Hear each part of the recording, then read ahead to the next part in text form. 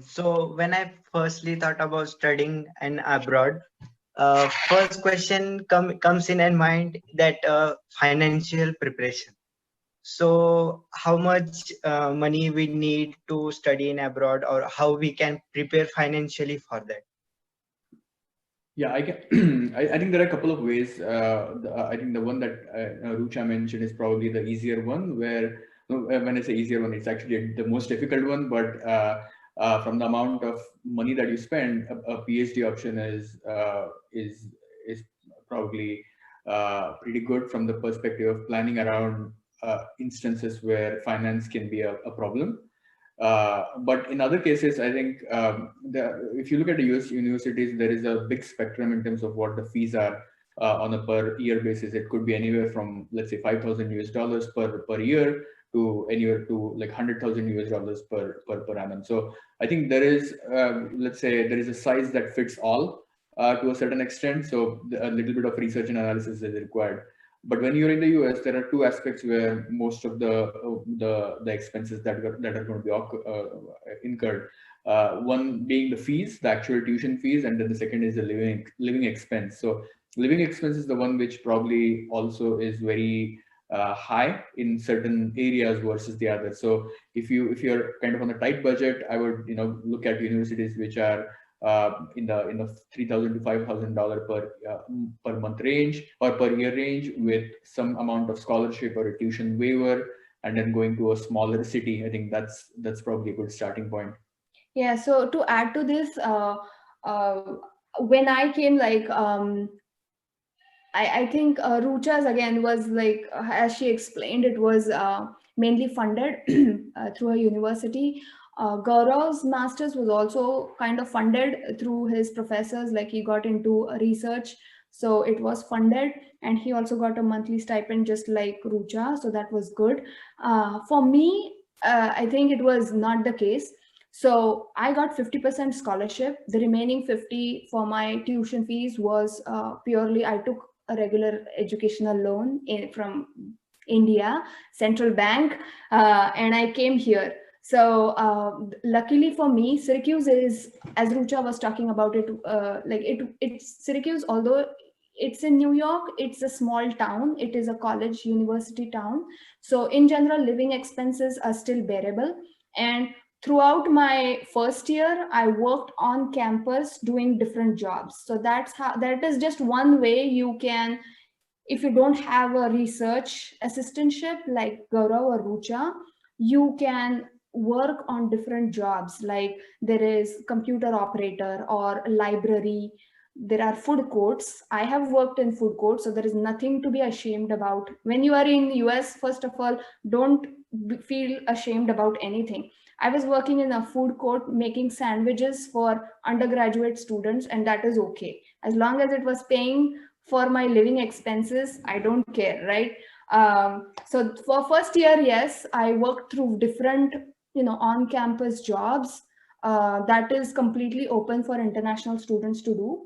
And after you finish your first year, as I was talking, you can apply for different internships in that you can do in some colleges. Also allow you to go and take these internship options even in different cities. So that is also something that you can do. But my internship was local in the same area. So I was doing my classes as well as in the evening, and in the morning I was going to my, my job.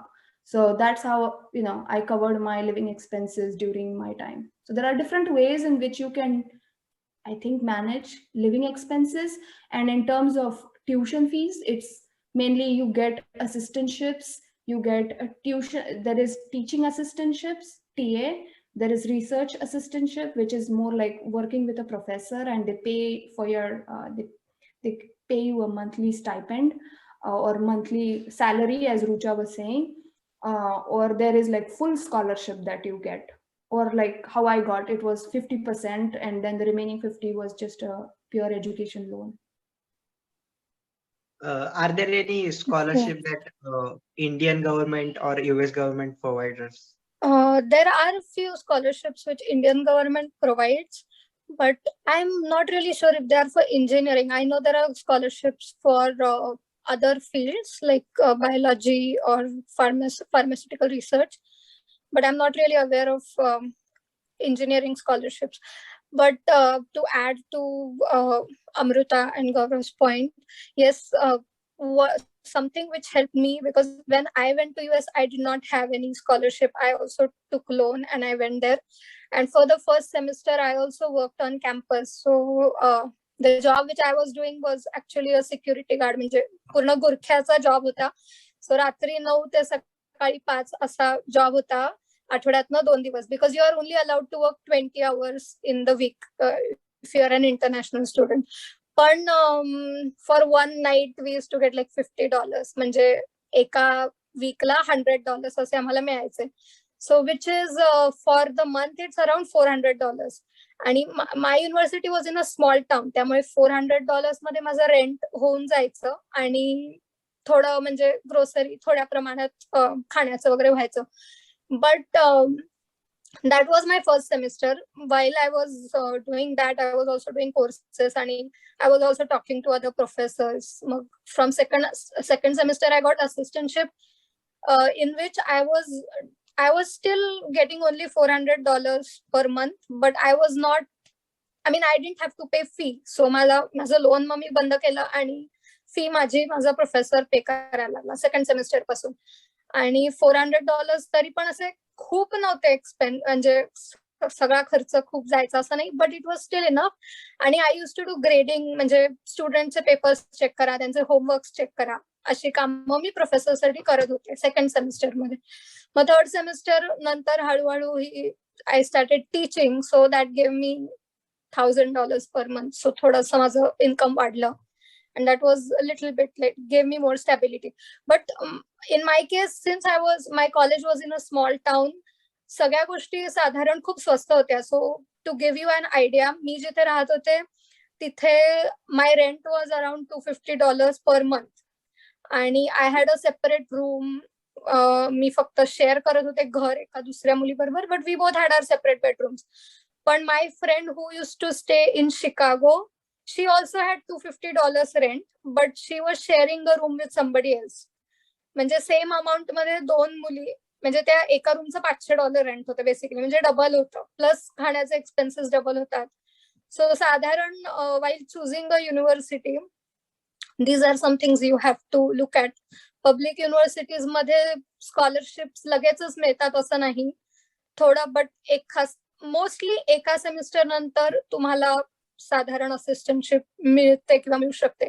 And if you see that you're not getting an assistantship, you can always go for a non-thesis, do internships, कारण internships बऱ्यापैकी मिळतात summer मध्ये स्टुडंट्सना. आणि for this it is also very important that you talk to the students who are there in that university before you go. कारण जी student त्यावेळी शिकत असतात त्यांना सगळ्यात जास्त आयडिया असते की आता कुठल्या प्रोफेसरकडे फंडिंग आहे, किंवा they are working with professor, so they know what are the upcoming opportunities. So hey, आणि right now like I understand with Gaurav and Amrita it must have been difficult, but right now प्रत्येक युनिव्हर्सिटीमध्ये लगेच ऍडमिट्स मिळाले की Facebook groups लोक बनवतात. There is a lot of discussion that goes on these groups, WhatsApp groups असतात, त्यामुळे हे इन्फॉर्मेशन खूप चांगल्या पद्धतीने मिळतं.